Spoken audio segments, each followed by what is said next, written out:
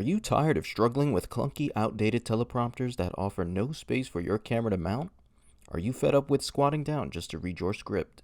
Are your eyes worn out from trying to read minuscule text that seems to move at lightning speed? And don't even get us started on the mounting issues. But don't worry. Say goodbye to all your teleprompter troubles with this amazing phone teleprompter 9000. This remarkable device features a polycarbonate sheet, ensuring no pesky double text gets in the way of your reading. Plus, it boasts an adjustable quick camera mounting system controlled with a cute little knob that moves forward and back.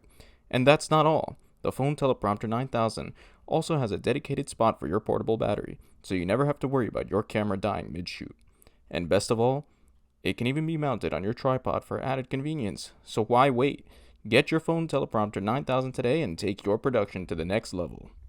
Only $19.99 plus shipping and handling. So I tried building a simple 3D printed teleprompter for my iPad using an extra glass I had laying around that happened to be the perfect size, so that I could film my tuning guide video. However, there were some pretty annoying issues I had with that design. I couldn't mount it on my tripod, I had nowhere to actually mount the camera to, so I ended up using a box in hope that it wouldn't fall off.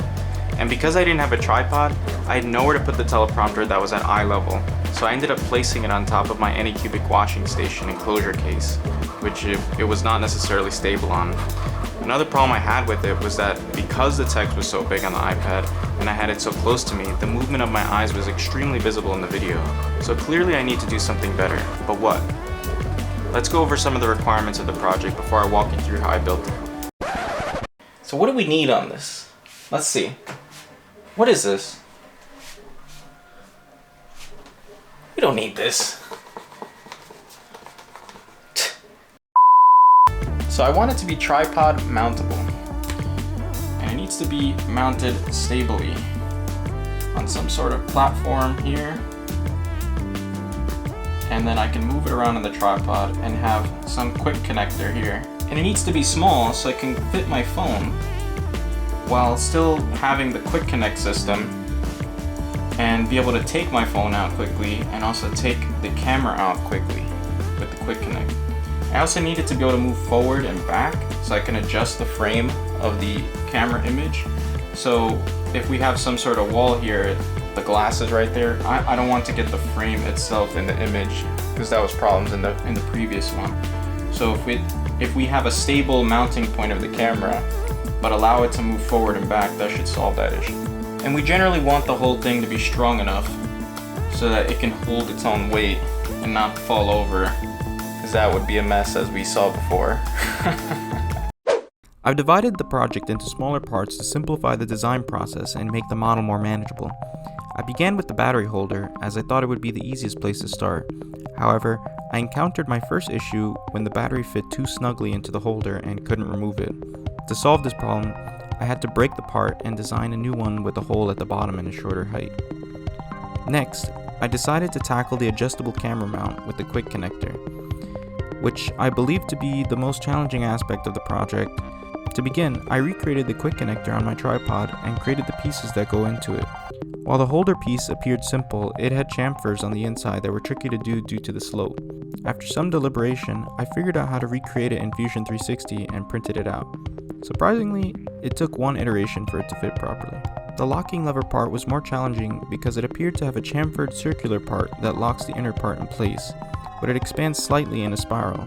I couldn't figure out how to recreate this in Fusion 360, so I approximated the larger diameter part of the spiral and made it into a regular circle. Surprisingly, this worked after some fiddling with the chamfer depth. I also added a spring from a kit of assorted springs I had as part of the lever so that it can pull back into place after lifting it. And I did this by creating some holes for some heat set inserts and simply screwed the spring down. For the phone holder, I measured my phone, added some leeway to it, and added holes on the sides to prevent charger access and make it easier to take the phone out. I want this project to make filming easier and faster, so I aim to be able to quickly take my phone out to film again or switch to the tripod. With the quick connect system out of the way, I realized I could use it on any future projects where I want to mount a camera. To move the camera forward and back and lock it in place, I added walls to guide it and an M6 hex cap bolt that uses a knob with a nut inside of it to tighten it down. The knob was challenging to make because it was tall and skinny with little surface area holding it to the bed, so I attempted to make it bigger with a knob shape kind of like a doorknob, but the part broke at the layer lines when I inserted the nut. I tried resin printing it, but that failed too due to the orientation and lack of support, which caused a complete failure. So I had to fix the measurements and reprint it on the resin printer, and after much part prep and cleaning, it worked.